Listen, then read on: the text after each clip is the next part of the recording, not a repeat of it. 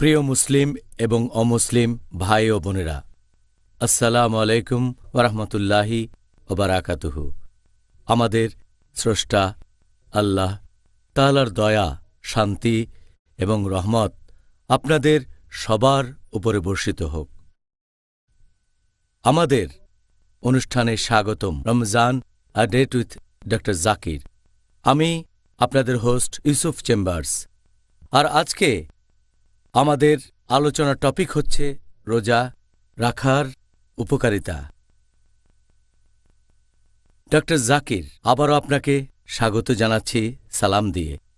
আসসালামু আলাইকুম ওরহমতুল্লাহি ওবারাকাতুহু। ওয়ালাইকুম আসসালাম রহমতুল্লাহ বারাকাতুহু। আজকের টপিক রোজা রাখার উপকারিতা। ডক্টর জাকির, এর আগের পর্বটাতে আমরা আলোচনা করেছিলাম রোজা রাখার উদ্দেশ্য নিয়ে, আর সেই উদ্দেশ্যগুলোর মধ্যে আমরা ধর্মীয় আর আধ্যাত্মিক উপকারের কথা বলেছিলাম। রোজা রাখার আর কোনো উপকারিতা কি আছে যেগুলো আপনি আমাদের দর্শকদের বলতে পারবেন? আলহামদুলিল্লাহ, ওয়াসসালাতু ওয়াসসালাম আলা রাসূলিল্লাহ ওয়া আলা আলিহি ওয়া সাহবিহি আজমাইন, আম্মা বাদ। আউযু বিল্লাহি মিনাশ শাইতানির রাজীম। বিসমিল্লাহির রহমানির রহিম। রব্বি ইশরাহ লি সাদরি ওয়া ইয়াসসির লি আমরি ওয়াহলুল উকদাতাম মিন লিসানি ইয়াফকাহু কাওলি। যদি উপকারের কথা বলতে হয়, ধর্মীয় আর আধ্যাত্মিক উপকারের পাশাপাশি রোজা রাখলে আরও অনেক উপকার পাবেন। আমরা আগের পর্বে রোজার ধর্মীয় আর আধ্যাত্মিক উপকারিতা আলোচনা করেছি। এবাদে অন্যান্য উপকারিতাকে আমরা তিনটা ক্যাটাগরিতে ভাগ করতে পারি। শারীরিক উপকারিতা, এরপর রোজা রাখলে মানসিক উপকারিতা পাবেন, রোজা রাখলে এছাড়াও পাবেন সামাজিক উপকারিতা। আচ্ছা, আসুন আগে প্রথম ক্যাটাগরিটা নিয়ে আলোচনা করি, শারীরিক উপকারিতা। রোজা রাখলে আমি কি কি শারীরিক উপকার পেতে পারি? যেহেতু রোজা রাখলে আপনি পানাহার এবং সহবাস থেকে সংযত থাকবেন সূর্যোদয় থেকে সূর্যাস্ত পর্যন্ত। আর খেয়াল করলে দেখবেন যে পাকস্থলী হচ্ছে শরীরের এমন একটা অঙ্গ যেখানে সবচেয়ে বেশি রোগ হয়, বেশিরভাগ অসুখ। সেজন্য আমাদের নবী মুহাম্মদ সাল্লাল্লাহু আলাইহি ওয়াসাল্লাম বলেছেন, এটার আছে ইবনে মাজায় খণ্ড নম্বর 4 হাদিস নম্বর 3349। আমাদের প্রিয় নবী বলেছেন যে একজন আদম সন্তান তার পাকস্থলীতে যত খারাপ জিনিস রাখতে পারে ততটা শরীরের অন্য অংশে রাখতে পারে না। একজন মানুষ সামান্য কিছু খাবার খেলেই কর্মক্ষম থাকতে পারে। এই পাকস্থলীতে কি কি থাকতে পারে সেটাকে তিন ভাগে ভাগ করা যায়। 1/3 খাবারের জন্য, 1/3 হচ্ছে পানির জন্য, বাকি 1/3 নিঃশ্বাসের জন্য। এখানে বাতাস থাকবে। আমাদের শরীরের বেশিরভাগ রোগের উৎপত্তি হয়ে থাকে পাকস্থলীতে, কারণ এখানে অনেক ব্যাকটেরিয়া থাকে। আর আমরা যে খাবার খাই সেটা পাকস্থলীতে যায়, সেখান থেকে খাবার হজম হওয়ার পরে বিভিন্ন অন্ত্রে চলে যায়, খাদ্যের উপাদানগুলো রক্তে চলে যায়, তারপর সেখান থেকে পুরো শরীরে ছড়িয়ে পড়ে। আর আমাদের পাকস্থলী জন্ম থেকে মৃত্যু পর্যন্ত কাজ করে যায়, এটা কখনো কোনো বিশ্রাম পায় না। কিন্তু রোজা রাখলে এই পাকস্থলী আসলে খুবই সংবেদনশীল, তার পাশাপাশি এই অঙ্গটা খুবই জটিল। সংবেদনশীল পাশাপাশি খুবই গুরুত্বপূর্ণ, এটা সারাদিন ধরে কাজ করতে থাকে। আমরা যখন রোজা থাকি অনেকক্ষণ পাকস্থলীতে কোনো খাবার যায় না, একটু বিশ্রাম পাই। আর এ সময় আমাদের শরীরে যে টক্সিন থাকে সেটা শরীর থেকে বের হয়ে যায়।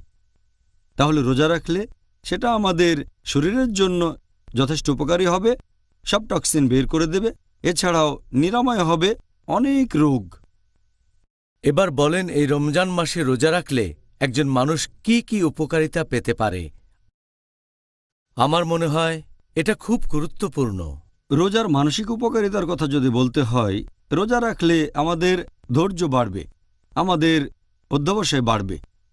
রোজা রাখলে আমাদের আত্মসংযমও বাড়বে, আত্মসচেতন হবেন। রোজা রাখলে মানসিকভাবে আরও নমনীয় হবেন। এ সময় আত্মপ্রশিক্ষণ ও নিয়ম শৃঙ্খলা উন্নত হয়। রোজা রাখার সবচেয়ে বড় মানসিক উপকারিতা হচ্ছে আমাদের ধৈর্য আর অধ্যবসায় বাড়বে। আর সাধারণত যে কথা বলে যে আমি এটা পারবো না, রোজা রাখলে সে বলবে আমি পারবো। রোজা রাখলে আমাদের শরীর, মন এবং আত্মা উন্নত হয়ে উঠবে। রোজা রাখলে একজন সামগ্রিকভাবেই উন্নত হবে। আর রোজা হলো এক ধরনের ট্রেনিং। এতে আপনার ব্যবহারও বদলে যেতে পারে। ব্যবহার বদলানো খুবই কঠিন। একটা মানুষ যে ধরনের ব্যবহারে অভ্যস্ত সেটা পাল্টানো খুবই কঠিন। এজন্য বলা হয় যে সবচেয়ে সেরা জিহাদ হচ্ছে জিহাদ ফিন নাফস, তার মানে নিজের আত্মার বিরুদ্ধে সংগ্রাম করা। তাহলে ব্যবহার বদলানো এটা সবচেয়ে কঠিন কাজগুলোর একটা, রোজা রাখলে সম্ভব। আর প্রয়োজন হলে জিহাদ করা মানে যুদ্ধক্ষেত্রে গিয়ে লড়াই করা খুবই গুরুত্বপূর্ণ। কিন্তু যদি আপনি আপনার নিজের আত্মার সাথে জিহাদ করতে না পারেন তাহলে শত্রুর সাথে জিহাদ করবেন কিভাবে? এজন্য রোজা রাখলে আপনি আত্মসংযমী হবেন। আর সেজন্যই জিহাদের আগে এই রোজাকে ফরজ করা হয়েছে। রোজাকে ফরজ করা হয়েছে নবুয়তের 15 বছর পরে, দ্বিতীয় হিজরিতে।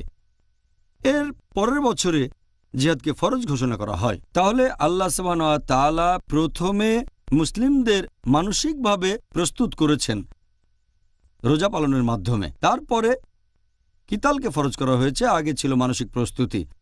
আর সাধারণত একজন মানুষ দিনে 3 বার খাওয়া দাওয়া করে থাকে, সপ্তাহে 21 বার খাওয়া দাওয়া। এই অভ্যেসটা বদলে যায় রোজার সময়। এই অভ্যেসটা বদলে দিনে 2 বার হয়। একটা হচ্ছে সন্ধ্যা শেষ হলে বা রাতের প্রথমে, আর অন্যটা ভোর হওয়ার আগে। পুরো নিয়মটাই বদলে যায়। আর এটাই আমাদের এই মানসিক প্রশিক্ষণে অনেকভাবে উপকার করে। এখনকার মনোবিজ্ঞানীরা বলেন যদি ক্ষুধা নিয়ন্ত্রণ করতে পারেন প্রায় সবগুলো আকাঙ্ক্ষাকে নিয়ন্ত্রণ করতে পারবেন। আসলে মানসিক উপকারিতার ব্যাপারে আমার নিজেরও একটা অভিজ্ঞতা আছে, সেটা বলছি। আমি জীবনে প্রথমবার রমজানের অর্ধেক রোজা রেখেছিলাম। এটাই আমার মনটাকে পুরোপুরি বদলে দিয়েছে। রোজার কারণেই পরবর্তীতে শাহাদা দিয়েছি, তাই বলবো আলহামদুলিল্লাহ। আর সেক্ষেত্রে বলেছিলাম যে মানসিক ব্যাপারগুলো খুব গুরুত্বপূর্ণ। আপনার কাছে পরের প্রশ্ন, এটা হচ্ছে রোজা রাখার সামাজিক উপকারিতার প্রসঙ্গ নিয়ে। এখন আপনি কি রোজা রাখার উপকারিতা সম্পর্কে কিছু বলবেন? রোজার সামাজিক উপকারিতার কথা যদি বলতে হয়, রোজা রাখলে আপনি বুঝতে পারবেন যে যারা গরিব তারা কেমন আছে। তারা খেতে পায় না, কোনো আশ্রয় নেই। আর রোজা রাখলে আমরা বুঝতে পারি যে না খেয়ে থাকলে মানুষের কেমন লাগে। আমাদের মধ্যে অনেকেই আছে ধনী, যাদের খাওয়া দাওয়া করতে কোনো সমস্যা হয় না। রোজা থাকলে আমরা বুঝতে পারি যে একজন ক্ষুধার্ত মানুষের কেমন লাগে। এভাবে গরিব মানুষদের প্রতি আমাদের তখন সহানুভূতি বেড়ে যায়। আর এছাড়াও আমরা আল্লাহ তাআলার অসীম দয়াকে অনুভব করতে পারি। আল্লাহ সুবহানাহু ওয়া তাআলাকে আমরা কি ধন্যবাদ জানাই কখনো? এই যে আমাদের খাবার দিয়েছেন, তারপর পানি, অথবা একবার বাতাসের কথা চিন্তা করে দেখেন, নিঃশ্বাস নিচ্ছি, এজন্য কি আল্লাহকে ধন্যবাদ জানাই? আল্লাহ আমাদের এই যে খাবার আর পানি দিয়েছেন, ধনী লোকেরা হয়তো কখনোই এটা নিয়ে চিন্তা করে না, তবে রোজা রাখলে এটা বুঝতে পারে। এতে তারা গরিবদের প্রতি সহমর্মী হয়। এছাড়াও রোজার কারণে তারা মানুষের সাথে ভালো ব্যবহার করে, অন্য মানুষের সাথে অনেক কিছু শেয়ার করে, তারা অন্য মানুষের দোষ ক্ষমা করে দেয়। এভাবে রোজা রাখলে বিভিন্ন দিক থেকে উপকারিতা পাবেন। আর এছাড়াও আমাদের নবী মুহাম্মদ সাল্লাল্লাহু আলাইহি ওয়াসাল্লাম বলেছেন, এটার উল্লেখ আছে সহিহ আল জামিতে খণ্ড নম্বর 1 হাদিস নম্বর 896। আমাদের নবী বলেছেন যে যদি তোমরা পৃথিবীর মানুষকে দয়া করো তাহলে যিনি আকাশে আছেন তিনি তোমাদের দয়া করবেন। তার মানে যদি মানুষের উপকার করেন আল্লাহ তাহলে আপনার উপর দয়া করবেন। তাহলে রোজা আমাদের একটা সুন্দর সমাজ গড়তে সাহায্য করে, পরোপকারী হতে সাহায্য করে, অন্যকে ভালোবাসতে সাহায্য করে, সচেতন হতে সাহায্য করে। এছাড়াও শুধুমাত্র গরিব লোকজনই নয়, সব মানুষের সাথে ভালো ব্যবহার করতে সাহায্য করে। পরিবারের সবার সাথে ভালো ব্যবহার করব, সমাজে সবার সাথে ভালো ব্যবহার করব। আর অনেক সময় আমরা এটা দেখি যে আমরা পরিবারকে বেশি সময় দেই না, বিশেষ করে পশ্চিমা বিশ্বে। রোজা রাখলে দিনে অন্তত 2 বার পরিবারের সাথে থাকবেন। আর আপনারা চেষ্টা করবেন রোজা রাখলে অন্তত সাহারিটা করবেন আপনারা পরিবারের সাথে, আর রোজা ভাঙার সময় পরিবারের সাথে ইফতার করবেন। এভাবে কমপক্ষে 2 বার পরিবারের সাথে সময় কাটাবেন। পরিবারের সবার সম্পর্ক জোরদার হবে, সবাই তখন একসাথে, বাবা মা সন্তান সবাই কাছাকাছি, বিশেষ করে পশ্চিমা বিশ্বে যেখানে এটা উপেক্ষিত। আমাদের এই সমাজের কথা যদি বলেন, এখানেও অনেক উপকারিতা আছে, অনেক সামাজিক উপকারিতা। আমরা অনেক সময় প্রতিবেশীর সাথে ইফতার করি, বন্ধুবান্ধবদের দাওয়াত দেই, প্রতিবেশীদের দাওয়াত দেই। আমাদের নবী মুহাম্মদ সাল্লাল্লাহু আলাইহি ওয়াসাল্লাম বলেছেন, এটা উল্লেখ করা হয়েছে সহিহ মুসলিমে, খণ্ড নম্বর 3, হাদিস নাম্বার 5379। নবী বলেছেন, তোমাকে কেউ নিমন্ত্রণ দিলে প্রত্যাখ্যান করো না। মানুষ রমজানে একে অন্যকে ইফতারের সময় নিমন্ত্রণ করে, এতে সমাজের বিভিন্ন স্তরের মানুষ একে অন্যের কাছাকাছি আসতে পারে, প্রতিবেশী, বন্ধুবান্ধব, সমাজের আরও অনেকে। আর রোজা হলো আত্মোন্নয়নের সবচেয়ে সেরা সময়, পাশাপাশি ইসলাহ এবং দাওয়ার শ্রেষ্ঠ সময়।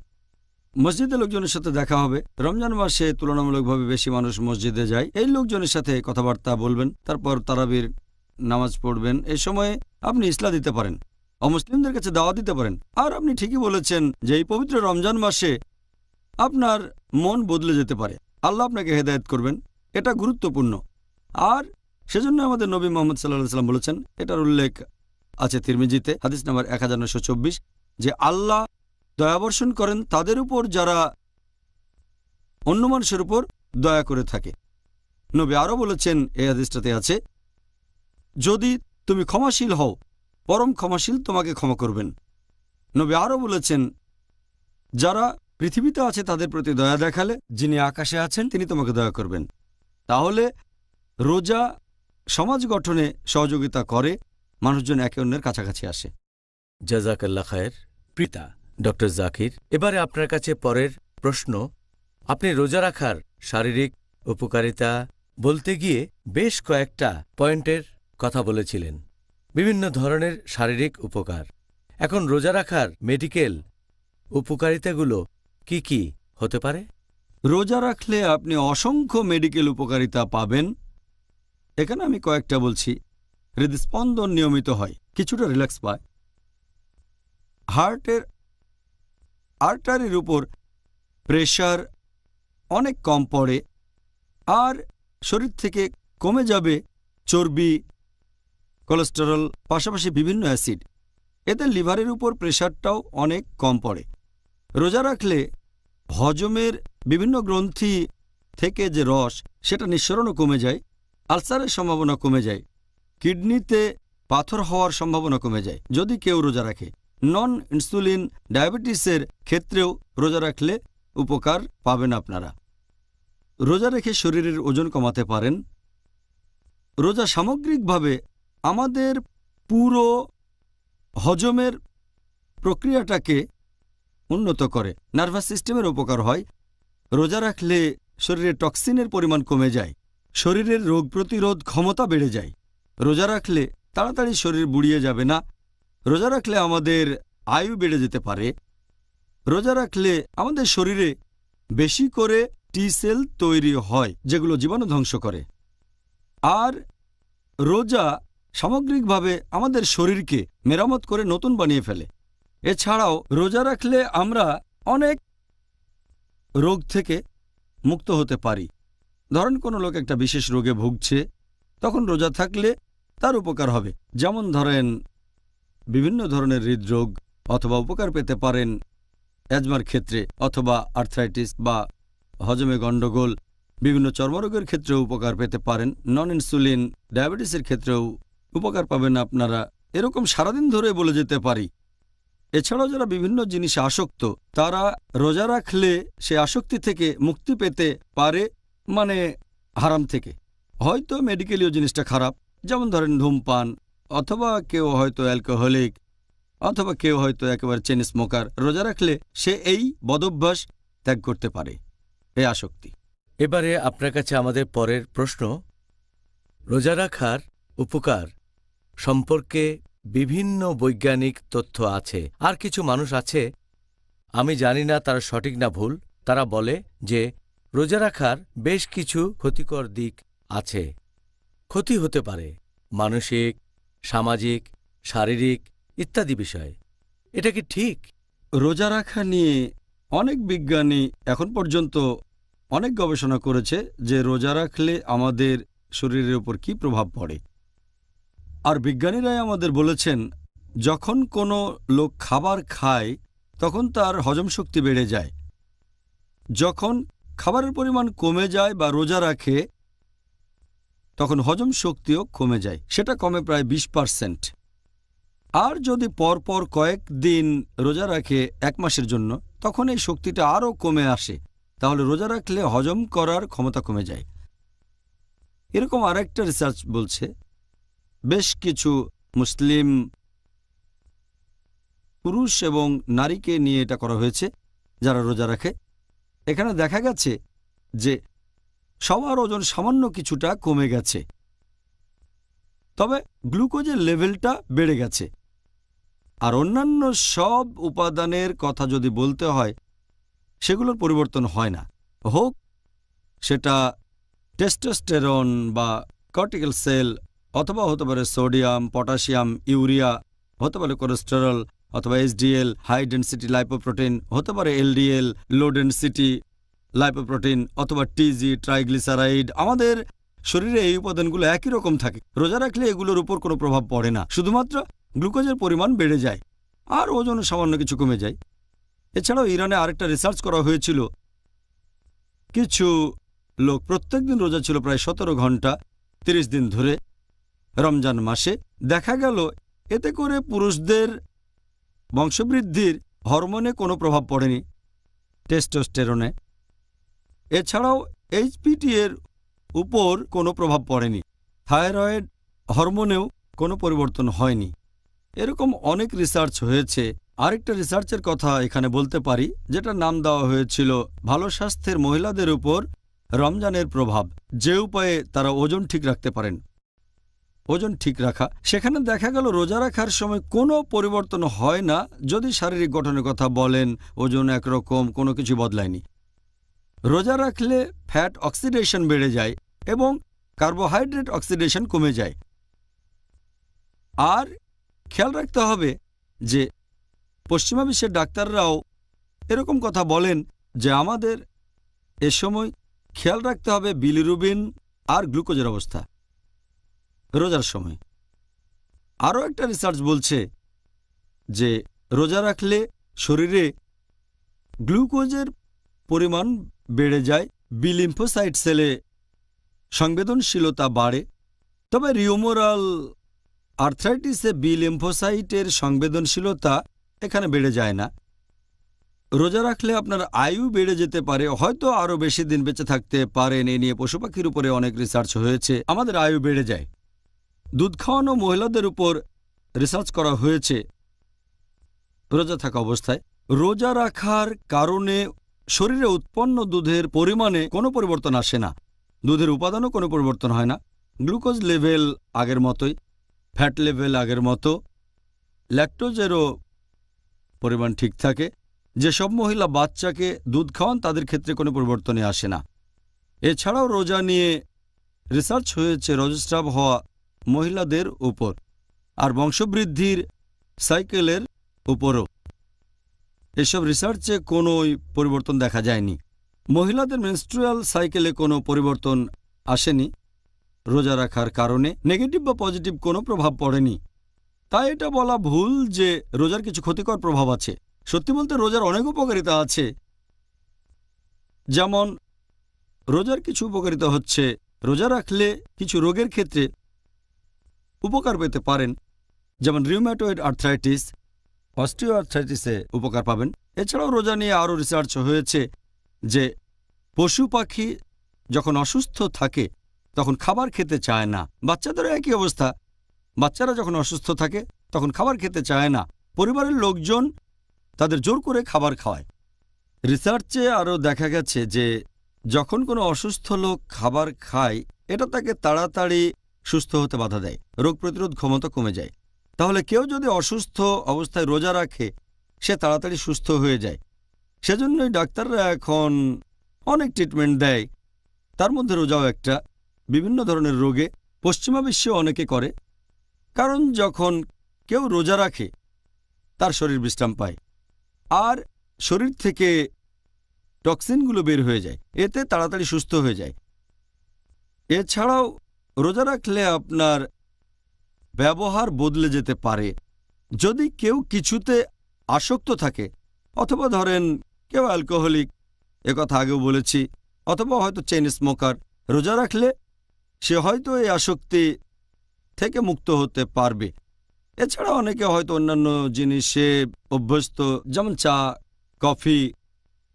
রোজা রাখলে তারা এগুলো থেকে বিরত থাকবে। রমজান মাসে টানা 30 দিন রোজা থাকবে, তখন এগুলোতে আগ্রহ কমে যাবে, তারা তখন স্বাস্থ্যকর খাবার খেতে পছন্দ করবে। তাহলে রোজার সময় আপনারা এসব থেকে দূরে থাকবেন।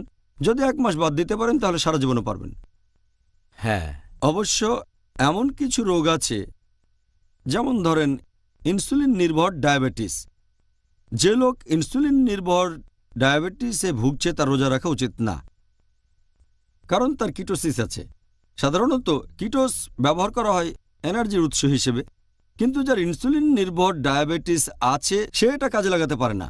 সেজন্য ইনসুলিন নির্ভর ডায়াবেটিস থাকলে রোজা রাখা উচিত না। তবে সে যদি ডাক্তারের পরামর্শে ইনসুলিন নিয়ে রোজা রাখতে পারে সেটা খুবই ভালো। অন্য টাইপের ডায়াবেটিসগুলো আরও কমন, নন ইনসুলিন ডায়াবেটিস, এদের জন্য রোজা রাখা উপকারী। আর আমি আগেও বলেছি, রোজা রাখলে অনেক রোগের উপকারিতা পাবেন, যেমন বিভিন্ন ধরনের হৃদরোগ, অ্যাজমা, আর্থ্রাইটিস অথবা হজমে কোনো রকম গণ্ডগোল, এরপর বিভিন্ন চর্মরোগে, এরকম অনেক রোগের কথা বলা যায়। রোজা রাখলে এক্ষেত্রে উপকার পাবেন। ডক্টর জাকির, ব্যাপারটা তো বেশ ইন্টারেস্টিং মনে হচ্ছে। মানে এই রিসার্চ কি মুসলিমরা করেছে নাকি অমুসলিমরা? এই রিসার্চগুলো মুসলিম অমুসলিম দুই ধরনের মানুষই করেছে। আর এরকম কয়েকশো অমুসলিম বিজ্ঞানী আছেন যারা রোজা নিয়ে গবেষণা করেছেন। শুধু মুসলিমই করেননি, তুলনামূলকভাবে অমুসলিমরা বেশি রিসার্চ করেছে। তবে মুসলিমরাও আছে, যেমন ধরেন একটা বই আছে fasting a way of life, লিখেছেন অ্যালেন কট। তিনি লিখেছেন যে রোজা রাখলে শরীরের বেশ কিছু অঙ্গ প্রত্যঙ্গ বিশ্রাম পায়, আমাদের ডাইজেস্টিভ ট্র্যাক আর এছাড়াও সেন্ট্রাল নার্ভাস সিস্টেম, এভাবে পুরো শরীর। তিনি একজন অমুসলিম। একজন ভারতীয় ডাক্তারও রিসার্চ করেছিলেন, তার নাম শান্তি রাংওয়ানি। তিনি বলেছেন যখন কেউ রোজা রাখে তখন সে খাবার খায় না, ফলে খাওয়ার কারণে যে টক্সিন তৈরি হতো সেই টক্সিন আর তৈরি হয় না, আর শরীরে আগের যে টক্সিন জমা হয়ে ছিল সেটা শরীর থেকে বের হয়ে যায়। তাহলে রোজা রাখলে আপনার শরীর থেকে সব টক্সিনগুলো বের হয়ে যাবে, পুরো শরীরটা তখন বিশুদ্ধ হয়ে যাবে, বলেছেন অমুসলিম। অবশ্য মুসলিমরাও করেছেন। একটা রিসার্চ করেছেন ডক্টর সুলাইমান জর্ডানের আম্মানে ইউনিভার্সিটি হসপিটালে। সেখানে রিসার্চ করেছিলেন বেশ কিছু পুরুষ ও মহিলার উপরে। 42 জন পুরুষ আর 26 জন মহিলা রিসার্চ করা হয়েছিল রোজা থাকা অবস্থায়। তাদের শরীরে পরিবর্তন নোট করা হয়েছিল, আর সেখানে দেখা গেল ওজন সামান্য একটু কমেছে, গ্লুকোজের পরিমাণ বেড়ে গেছে। তবে শরীরের অন্যান্য উপাদানগুলো testosterone, cortisol, sodium, potassium, urea, এই সবগুলো আগের মতোই আছে, কোনো পরিবর্তন হয়নি এই উপাদানগুলোর। শুধু গ্লুকোজের পরিমাণ বেড়েছে আর ওজন সামান্য কমেছে, আর কিছুই না। অমুসলিমরা রোজা নিয়ে অনেক রিসার্চ করেছে। একবার এরকম একদল অমুসলিম বিজ্ঞানী তারা আফ্রিকায় একটা রিসার্চ করল, যেসব জায়গায় দুর্ভিক্ষ হয়েছে সেখানে রিসার্চের ফলাফলে দেখা গেল যারা দুর্ভিক্ষের কারণে না খেয়ে ছিল তারা সবাই একই ক্যাম্পে, কিছু লোক খাবার খেয়েছে আর কিছু না খেয়ে আছে। যারা না খেয়ে আছে তাদের টিবি আর ম্যালেরিয়া হওয়ার সম্ভাবনা অনেক কম। তাহলে রোজা রাখলে টিবি আর ম্যালেরিয়াকে ভালোভাবে প্রতিরোধ করা যায়। আসলে এটা আল্লাহর দয়া, আলহামদুলিল্লাহ। ভাবতে পারেন যেহেতু না খেয়ে আছে তারা, এজন্য তাদের টিবি আর ম্যালেরিয়া হওয়ার সম্ভাবনা কম। আল্লাহু আকবার। অমুসলিমদের করা এইসব রিসার্চে দেখা যায় রোজা রাখলে আয়ু বেড়ে যায়, বেশি দিন বেঁচে থাকবেন, আর এতে তাড়াতাড়ি বুড়িয়ে যাবেন না। আরেকটা রিসার্চ করেছিলেন একজন মুসলিম বিজ্ঞানী, ওনার নাম ডক্টর ওসামা কান্দিল, হার্ভার্ড ইউনিভার্সিটিতে। উনি মুসলিম, তবে দেশটা অমুসলিম ইউনিভার্সিটি। তিনি সেখানে রিসার্চ করেছিলেন ক্যান্সারে আক্রান্ত রোগীদের উপর, আর দেখতে চেয়েছিলেন শরীরের সেলগুলো কিভাবে কাজ করে থাকে, বিশেষ করে কিলার সেল যেগুলো ক্যান্সার সেলকে আক্রমণ করে। আর তিনি কাউন্টিং করেছিলেন রোজা শুরুর ঠিক আগে তারপর আবার তিনি কাউন্টিং করলেন রমজান মাসের ২১ তারিখে, তারপর ২৮শে রমজানে। সেখানে বিশাল পার্থক্য দেখতে পেলেন তিনি। ২১ রমজান আর ২৮ রমজানের পরে শরীরে কিলার সেলের সংখ্যা অনেক বেড়ে গেল, আর এই সেলগুলো ক্যান্সার সেলকে আক্রমণ করে। তিনি দেখলেন রোগ প্রতিরোধ ক্ষমতা বেড়ে গেছে। মানুষের শরীরের যে রোগ প্রতিরোধ ক্ষমতা রোজা রাখার কারণে সেটা বেড়ে যায়। এছাড়া আরও একটা রিসার্চ করা হয়েছে ক্যান্সার রোগীদের উপর। সেখানে দেখা গেল যে টি সেল, যেটা মানুষের রোগ প্রতিরোধ করার কাজে দরকার হয়ে থাকে, এই সেলের পরিমাণ বেড়ে যায়। এই টি সেলগুলোর কাজ কি? আমাদের শরীরে কোনো রোগ হলে এই সেলগুলো হচ্ছে সৈন্য, অথবা তাদের বলা হয় মেজর জেনারেল, সেনাবাহিনীর মতো। এগুলো হলো টি সেল। শরীরে কোনো রোগ হলে এই টি সেলগুলো সেখানে গিয়ে রোগটাকে ধ্বংস করার চেষ্টা করে। এইডস নামে যে রোগ, এটা আক্রমণ করে এই টি সেলকে, তাই এই রোগের নাম অ্যাকোয়ার্ড ইমিউন ডেফিসিয়েন্সি সিনড্রোম। তাহলে রোজা রাখলে টি সেল বেড়ে যাবে আর মানুষের রোগ প্রতিরোধ ক্ষমতাও বেড়ে যাবে। আমি আর একটা রিসার্চের কথা বলি। এটা করেছেন একজন ইউরোপিয়ান অমুসলিম ভদ্রলোকের নাম ডক্টর জেফরি। তিনি বলেছেন যে রোজা শুধু মানুষ রাখে এমন নয়, এই রোজা রাখে অনেক পশুরা, এমনকি গাছপালাও। তিনি উদাহরণও দিয়েছেন শীতপ্রধান দেশে যেসব পশু থাকে, যেখানে তুষারপাত হয়, তারা আলাদা আলাদা থাকে, তখন কিছুই খায় না, শীত নিদ্রায় চলে যায়। এখানে উদাহরণ হিসেবে ব্যাঙের কথা বলা যেতে পারে। এরা শীত নিদ্রায় চলে যায়, এ সময় তারা খায় না, রোজা রাখে। উনি সেখানে উদাহরণ হিসেবে আরও বলেছেন যে এমনকি গাছপালাও শীতকালে পানি না পেলে রোজা থাকে।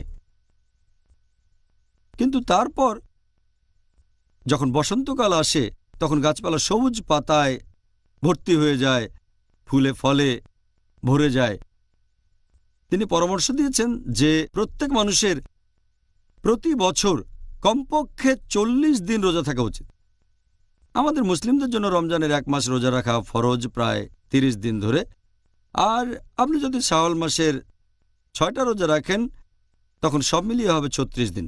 তাহলে আল্লাহ সুবহানাহু ওয়া তাআলা এবং নবী অনেক আগেই আমাদের এই নির্দেশ দিয়েছেন, যেটা এখন এই অমুসলিম ইউরোপিয়ানরা দিচ্ছেন। রোজা নিয়ে অমুসলিমরা অনেক রিসার্চ করেছেন, এটা শরীরের জন্য খুবই উপকারী। ডক্টর জাকির, আপনি বেশ কয়েকটি রিসার্চের কথা বললেন, আর আমার ধারণা রোজা নিয়ে আপনি যতগুলি রিসার্চের কথা বললেন সেগুলো করা হয়েছে আসলে কিছুদিন আগে। রোজা রাখার এই উপকারিতাগুলো সম্পর্কে আগেকার দিনের মুসলিম লোকেরা কতখানি জানত?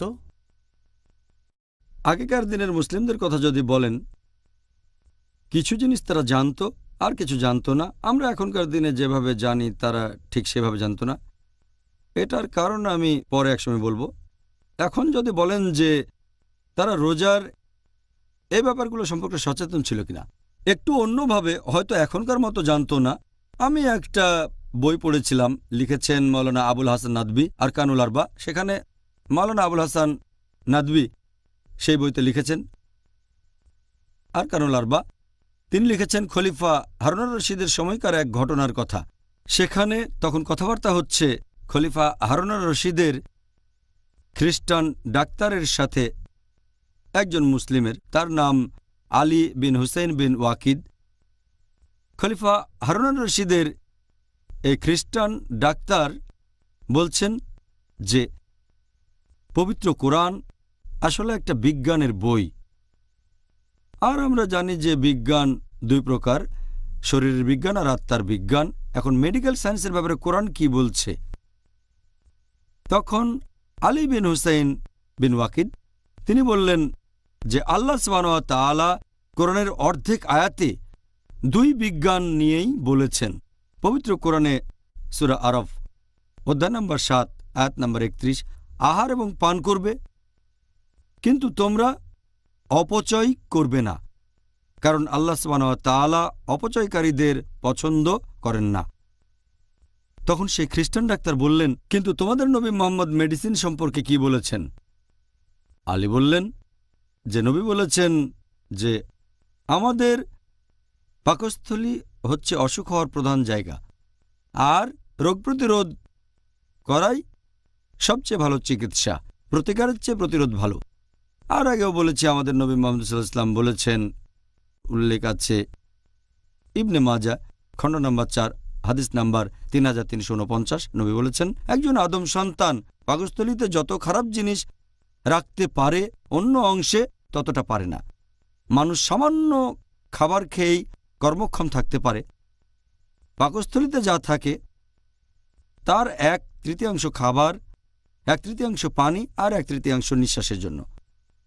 তখন সেই খ্রিস্টান ডাক্তার বললেন, তার মানে যখন তোমরা আল্লাহ এবং তাঁর রাসূলের নির্দেশনা পাচ্ছ তখন জালিনেসকে তোমাদের প্রয়োজন নেই। জালিনেস তিনি ছিলেন সেই সময়কার বিখ্যাত অমুসলিম ডাক্তার। আল্লাহ এবং রাসূল যা বলেছেন তা টেলিগ্রাফিক মেসেজ। এটা নিয়ে আমরা এখন রিসার্চ করছি, আর আমাদের নবী অনেক আগেই সংক্ষেপে কথাগুলো বলে গেছেন। আর সেই বইটাতে আরকানুল আরবা মাওলানা আবুল হাসান নাদভী, সেই বইটাতে তিনি আরেকজন অমুসলিম বিজ্ঞানীর উদাহরণ দিয়েছেন, আমেরিকান। তিনি বলেছেন যে প্রত্যেক মানুষ, ধনী বা গরিব, প্রতি বছর তার কয়েকদিন রোজা থাকা উচিত, এতে স্বাস্থ্য ভালো থাকবে। তিনি আরও বলেছেন যে ইসলাম সবচেয়ে সেরা ধর্ম, যেখানে তার অনুসারীদের রোজা রাখা আবশ্যক করা হয়েছে। তারপর বলেছেন যে নবী মুহাম্মদ সাল্লাল্লাহু আলাইহি ওয়াসাল্লাম ছিলেন সেরা ডাক্তার, এই রোজা রাখার নির্দেশ দিয়েছেন। তিনি আরও বলেছেন যে রোজা রাখাই সবচেয়ে স্বাস্থ্যকর উপায়। আর তারপরে তারাবি, সেখানে আমরা কিছু এক্সারসাইজ করি এই ডাক্তারের মতে, এতে সহজে হজম হয়। তাহলে আমরা দেখতে পাচ্ছি যে অমুসলিমরা ইসলাম ধর্মের প্রশংসা করেছে রিসার্চের পরে। যদিও অনেক মুসলিমই জানে রোজার উপকারিতাগুলো কি কি, তবে মুসলিমরা আমরা এই উপকারের জন্য রোজা পালন করি না। আমরা রোজা রাখি আল্লাহ সুবহানাহু ওয়া তাআলার খাতিরে, আল্লাহ তাআলার সন্তুষ্টি অর্জনের জন্য। মেডিকেল উপকারিতার জন্য রোজা রাখি না। এই উপকারিতাগুলো হচ্ছে আনুষঙ্গিক, হ্যাঁ, অথবা বলা যায় এটা ডিনারের আগে ডেজার্ট। আমাদের আসল বিরিয়ানি, আমাদের আসল পোলাও, সেটা আল্লাহ তাআলার সন্তুষ্টি অর্জন। এটা সম্পর্কে আমি আগেও বলেছি। আমরা মেডিকেল উপকারের জন্য রোজা রাখি না। যদি এই উপকারিতাগুলো নাও থাকতো, মুসলিমরা আল্লাহ সুবহানাহু ওয়া তাআলার উদ্দেশ্যে রোজা রাখতাম। আর যদি আল্লাহ তাআলার জন্য কিছু করি, আল্লাহ সেজন্য আমাদের পুরস্কার দেবেন। তাই আমরা যে কাজই করি সেগুলোর জন্য প্রতিদান পাবো এই পৃথিবীতে এবং আখিরাতেও। কিন্তু আমরা মুসলিমরা এই উপকারিতার জন্য রোজা রাখি না। এগুলো বোনাস বলতে পারেন আমাদের জন্য। এই উপকারিতা না থাকলেও আমরা আল্লাহ তাআলার জন্যই রোজা রাখতাম। হ্যাঁ, সুন্দর বলেছেন। আপনি যখনই মেনে চলবেন আল্লাহ সুবহানাহু ওয়া তাআলাকে এবং নবী মুহাম্মদ সাল্লাল্লাহু আলাইহি সাল্লামকে, নবীর জীবনী দেখে যেগুলো নিজের জীবনে প্রয়োগ করবেন, তাহলে আপনি অনেক উপকার পাবেন। আলহামদুলিল্লাহ, সুবহানাল্লাহ। আলহামদুলিল্লাহ। ডক্টর জাকির, আল্লাহ যেন আমাদের উপকারগুলো অর্জনের সুযোগ দেন। রোজা রাখার উপকারিতা নিয়ে অনেক আলোচনা এখনো বাকি আছে। আমার তো মনে হচ্ছে 3টা পর্ব ধরে আমাদের এই টপিক নিয়ে আলোচনা করা উচিত ছিল। তবে আফসোস, আমরা ইন্টারভিউর জন্য অতটা সময় পাচ্ছি না, কারণ এটা শেষ পর্যায়ে চলে এসেছে। এবার আমরা আলোচনা করব দর্শকদের পাঠানো কিছু প্রশ্ন। এগুলো পাঠিয়েছে পিস টিভির দর্শকরা।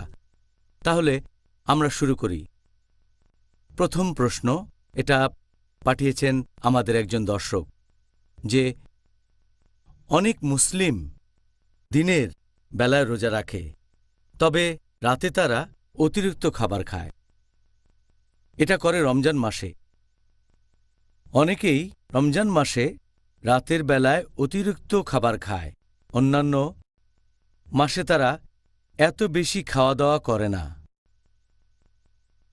কম খাওয়ার কারণে লোকে যে মেডিকেল উপকারিতা পায়, সেই উপকারটা কি এই মানুষগুলো পাবে যারা বেশি বেশি খায়?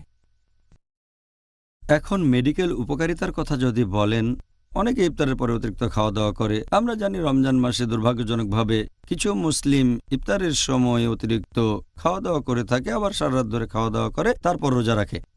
এটা আল্লাহ সুবহানাহু ওয়া তাআলার নির্দেশের বিরুদ্ধে। আল্লাহ বলেছেন সূরা আরাফ অধ্যায় নম্বর 7 আয়াত নম্বর 31, আহার এবং পান করবে, কিন্তু অপচয় করবে না। আল্লাহ সুবহানাহু ওয়া তাআলা অপচয়কারীদের পছন্দ করেন না। রোজার সময় লোকজন খাবার কেনে, তারপর ইফতার পার্টি দেয়, সেখানে অনেক ধরনের খাবার থাকে, অনেক খাবার নষ্ট হয়। এভাবে তারা অনেক টাকা অপচয় করে, যেটাতে হয়তো গরিব মানুষের উপকার হতো। অবশ্যই ইসলাম ধর্ম এমন কথা বলে না। আর আমি আগেও বলেছি, আমাদের নবী মুহাম্মদ সাল্লাল্লাহু আলাইহি ওয়াসাল্লামের এই হাদিসটার উল্লেখ করা হয়েছে ইবনে মাজাহ খণ্ড নম্বর 4 হাদিস নম্বর 3349, যে আদম সন্তান তার পাকস্থলিতে যত খারাপ জিনিস রাখতে পারে ততটা অন্য কোথাও রাখতে পারে না। একজন মানুষ সামান্য খাবার খেয়ে কর্মক্ষম থাকতে পারে, পাকস্থলিতে কি থাকবে সেটাকে 3 ভাগে ভাগ করা যায়। 1/3 খাবার, 1/3 পানি, 1/3 নিঃশ্বাসের জন্য সেখানে থাকবে বাতাস। এর উপর নির্ভর করে বলা যায় অতিরিক্ত খাবার নবীর সুন্নতের বিরুদ্ধে, আল্লাহ সুবহানাহু ওয়া তাআলার নির্দেশের বিরুদ্ধে। আর এই লোক রোজার উপকারিতাগুলো পাবে না। রোজা মানে বিরত থাকবেন খাবার থেকে, তারপর খাবেন, কিন্তু অতিরিক্ত না। রোজার যে সব উপকারিতার কথা বলেছি, যেমন মেডিকেল উপকারিতার বেশিরভাগই পারবে না অর্জন করতে, কিছু হয়তো পারবে। অনেক সময় অতিরিক্ত খাওয়া দাওয়া করলে, বেশি খেলে স্বাস্থ্যের ক্ষতি হতে পারে।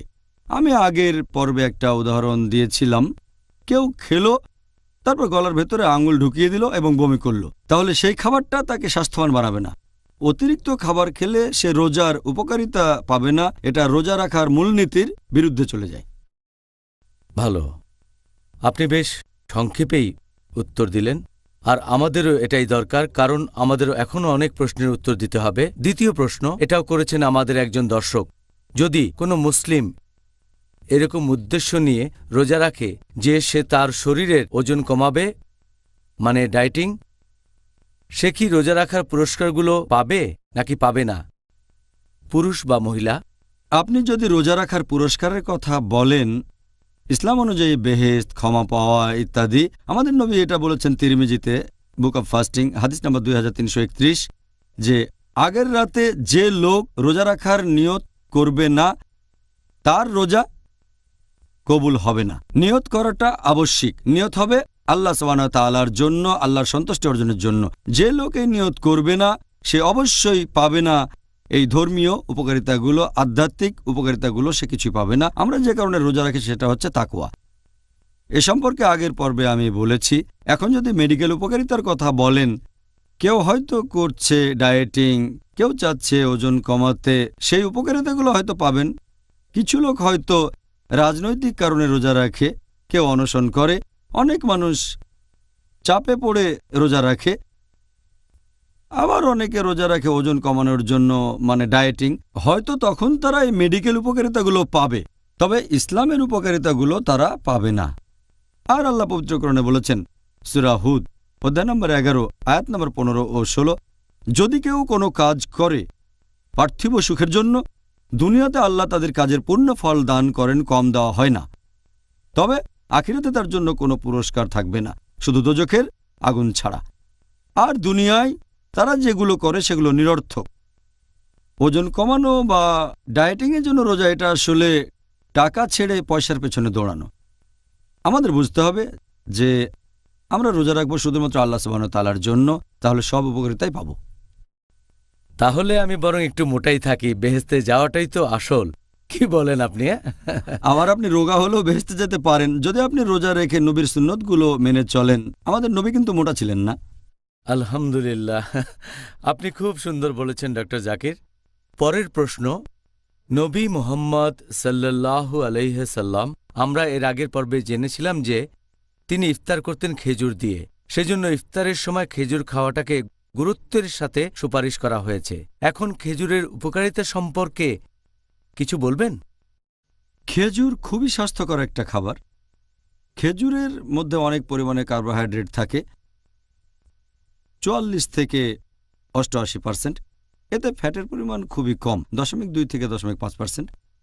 খেজুরের মধ্যে প্রায় 15 প্রকার মিনারেল আর সল্ট আছে, 6 প্রকারের ভিটামিন থাকে, প্রোটিন থাকে 2.3 থেকে 5.6%।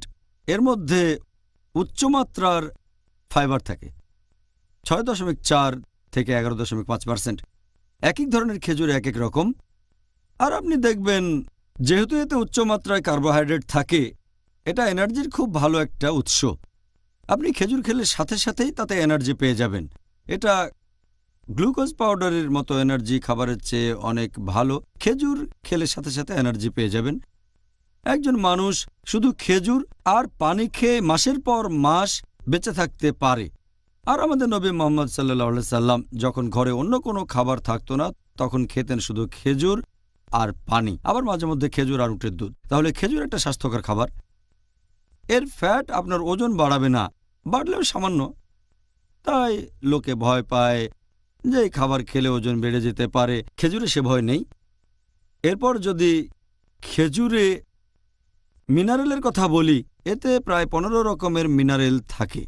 এছাড়াও খেজুরে থাকে ফ্লোরাইড, যেটা দাঁতের ক্ষয় রোধ করে থাকে। খেজুরে আছে সেলেনিয়াম, যেটা ক্যান্সারের বিরুদ্ধে যুদ্ধ করে। এছাড়াও শরীরে রোগ প্রতিরোধ ক্ষমতা বৃদ্ধি করে। খেজুরে 6 প্রকারের ভিটামিন থাকে, যদিও ভিটামিনের পরিমাণ অনেক কম, পরিমাণে কম।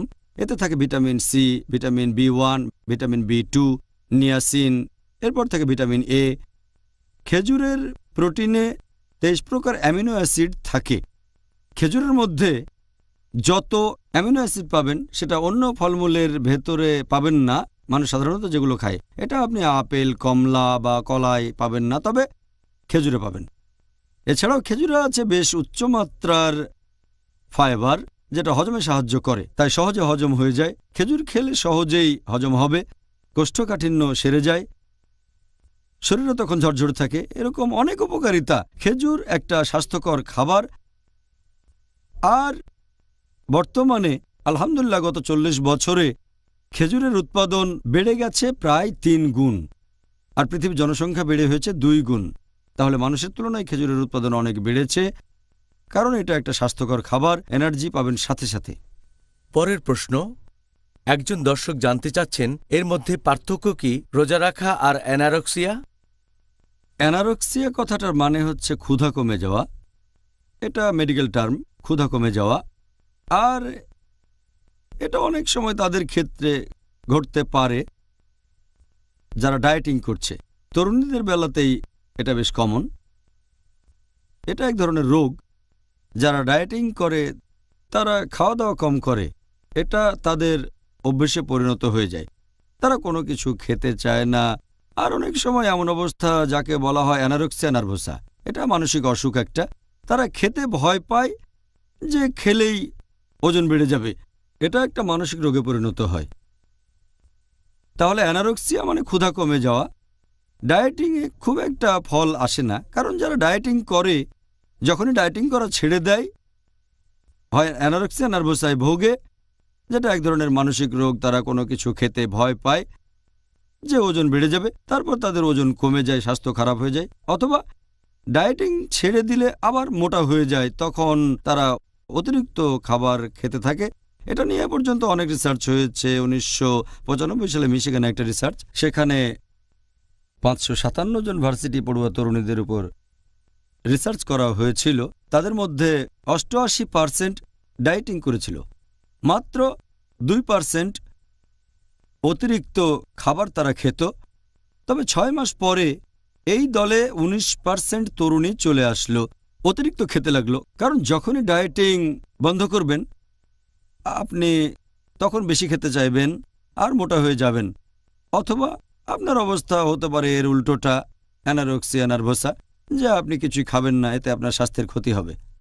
সুবহানাল্লাহ, আল্লাহ যেন আমাদেরকে এটা না দেন। পরের প্রশ্ন, রোজা রাখা আর অনাহারে এই দুইটার বৈজ্ঞানিক বিষয়ের পার্থক্যটা কি? রোজা রাখা বৈজ্ঞানিকভাবে আমরা করি 24 ঘন্টার মধ্যে প্রায় 12 ঘন্টার মতো। যখন শরীরে মজুদ করা কার্বোহাইড্রেট এনার্জির কাজে ব্যবহৃত হয় সেটাকে বলা হয় রোজা। যখন এটা শুরু হয় প্রথম দিকে আমাদের শরীর খাবার থেকে এনার্জি নেয়। যখন খাবারের পরিমাণ কমে যায়, মজুদ কার্বোহাইড্রেট থেকে যখন আমরা এনার্জি নিতে থাকি, সেটাই হচ্ছে রোজা। তবে শরীরে মজুদ কার্বোহাইড্রেট যখন শেষ হয়ে আসে, পুরোপুরি ব্যবহৃত হয়, তখন কাজ করে হচ্ছে প্রোটিন। যখন প্রোটিন থেকে শরীর এনার্জি নেয়, সেটা অনাহারে থাকা। তখন দেখবেন শরীরের মাংসপেশি কমে যাচ্ছে, মানুষটা শুকিয়ে যাচ্ছে, তখন দুর্বল হয়ে পড়ে। বৈজ্ঞানিকভাবে যখন শরীরে মজুদ কার্বোহাইড্রেট শেষ হয়ে যায় আর প্রোটিন ব্যবহৃত হতে থাকে, সেটাই হচ্ছে তখন অনাহারে থাকা। আর এই শরীরের জন্য মোটেই ভালো নয়। রোজা রাখা শরীরের জন্য ভালো, অনাহারে থাকা ভালো না। ওয়াও, জাযাকাল্লাহ খায়ের। সুন্দর বলেছেন ডক্টর জাকির। আমরা আজকে রোজা রাখার উপকারিতা সম্পর্কে জানলাম। আমি আশা করি আর দোয়া করি আল্লাহ তাআলার কাছে যাতে করে আমরা রমজান মাসে রোজা রাখার সবগুলো উপকারিতাই অর্জন করতে পারি। আপনি আজকে আমাদেরকে রোজা রাখার যেসব উপকারিতাগুলো সম্পর্কে জানালেন, জাযাকাল্লাহ খায়ের। জাযাকাল্লাহ, শুকরিয়া। প্রিয় ভাই ও বোনেরা, আল্লাহ যেন আমাদের এই পবিত্র মাসের সবগুলো উপকারিতা অর্জন করা সৌভাগ্য দান করেন। আর এখন কোনো অজুহাত দিতে পারবেন না, কারণ আপনারা এখন রোজা রাখার উপকারগুলো জানেন, যেমন আধ্যাত্মিক, ধর্মীয়, শারীরিক, মানসিক, মেডিকেল ইত্যাদি। এখন আর কোনো অজুহাত নেই। আশা করি আজকে ডক্টর জাকির নায়েকের বলা পরামর্শগুলো আপনারা গ্রহণ করবেন। আমাদের পরবর্তী অনুষ্ঠানে আপনাদের সবার সাথে আবার দেখা হবে। সেদিন আমাদের আলোচনার টপিক রমজান, অনুশোচনা বা তওবা করার মাস। আসসালামু আলাইকুম ওয়া রাহমাতুল্লাহি ওয়া বারাকাতুহু।